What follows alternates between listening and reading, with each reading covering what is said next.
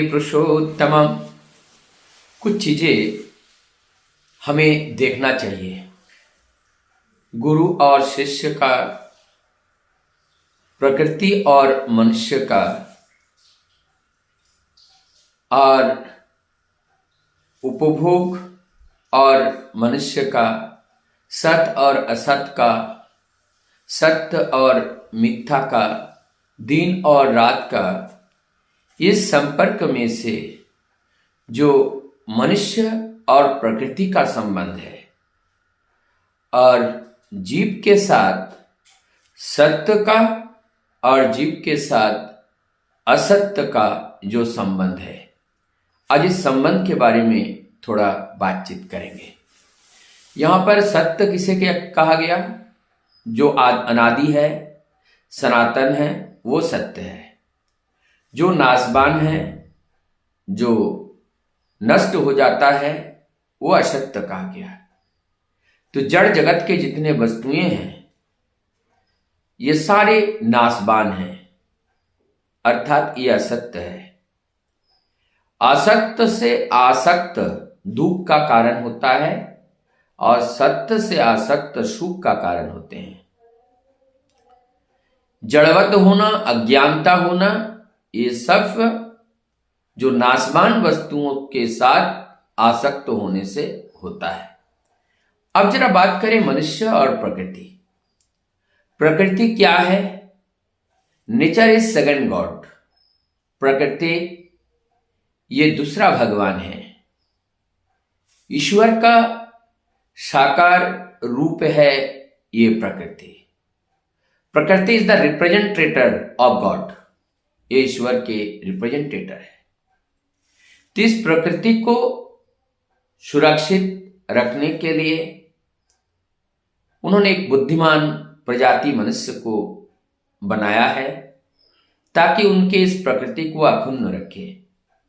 लेकिन ये मनुष्य स्वार्थ के वशीभूत होकर केवल अपना फायदा देखता है और केवल पाने के खोज में ही दौड़ता रहता है। क्या पाना चाहता है? इस प्रकृति में प्रकृति संपदा है, ये संपदा को पाना चाहता है। धरती के ऊपर जमीन, मकान, गाड़ी, एक है तो दूसरा, दूसरा है तो तीसरा, इस तरीके से केवल चाहता है। मनुष्य केवल चाहता है, केवल पाना चाहता है। तो इस पाने चाहने के लिए ये स्वार्थी बना हुआ है। लेकिन ये नहीं देखता है इस चाहत के अंदर किस किस का भला है और किस किस का नुकसान है। हमारी इस चाहत में इस प्रकृति के कोई नुकसान तो नहीं होगा प्रकृति का, यह हमने कभी सोचा? हमारी चाहत है, हमने एक बहुत बड़ा फैक्ट्री बनाया, फैक्ट्री में से गंदा पानी नदी में बहा दिया। क्या ये नदी का नुकसान हो रहा है, ये हमने ध्यान दिया? हजारों प्रजातियों के जीवाणु इस जीव जंतुएं इस जलाशय में रहते हैं, नदी में रहता है, उनके लिए क्या दुष्प्रभाव पड़ेगा? क्या हमने इसके बारे में सोचा? हमने कभी नहीं सोचा। हमने निरंतर अपनी सुख सुविधा के लिए सोचा है, अपनी सुख सुविधा का दायरा को बढ़ाते चले गए और यही एकमात्र दुख का कारण यही है कि हम पाना चाहते हैं। धरती पर जब खत्म हो गया तो हम चंद्रमा में जाकर के वहां के संपदा के ऊपर अधिकार जमाना चाहता है। हम मंगल ग्रह में जाकर के हम अपना अधिकार जमाने चाहते हैं। इस प्रकार से संपूर्ण ब्रह्मांड में हम केवल पाना ही पाना चाहते हैं। तो जब निरंतर हम पाने की आशा में ऐसे ही घूमते रहेंगे तो कब तक हम पाते रहेंगे?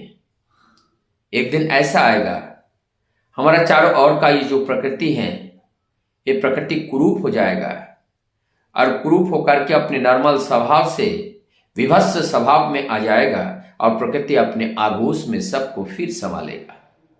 वो दिन दूर नहीं, आज हमें देखने को मिल रहा है ज्वालामुखी विस्फोट के रूप में, आज हमें देखने को मिल रहा है भूस्खलन के रूप में, आज हमें देखने को मिल रहा है असामयिक बारिश के रूप में, बहु बारिश के रूप में, आज हमें देखने को मिल रहा है असामयिक रूप से गर्मी बढ़ना, ठंड का अचानक बढ़ना।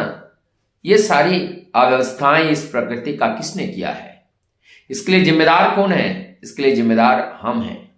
आज मैं बड़े जिम्मेदारी के साथ कह रहा हूं, हम सभी लोग किसी ना किसी मत पथ अवलंबी, किसी मजहब से हम सभी लोग जुड़े हुए हैं।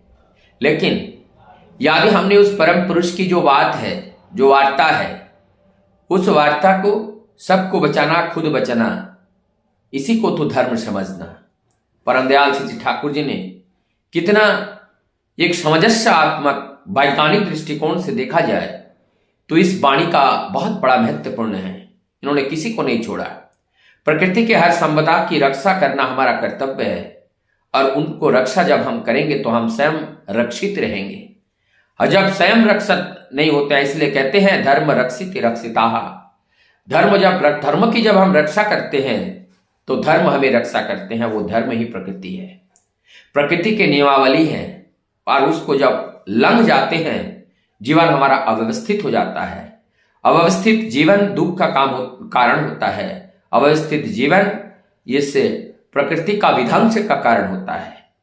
यदि सुंदर रूप से अपने जीवन को संचालित करना चाहते हो, यदि सुंदर रूप से रहना चाहते हो, तो खुद भी खाओ, दूसरे को भी खाने दो।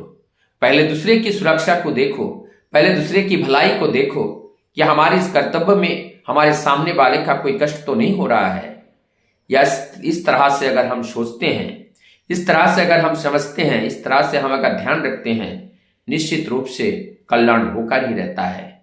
इसके अलावा कल्याण का कोई दूसरा रास्ता नहीं होते हैं। हम धर्म अवलंबी कहते हैं, लेकिन हम प्रकृति के प्रति कितना सचेतन है, कितना जागरूक है।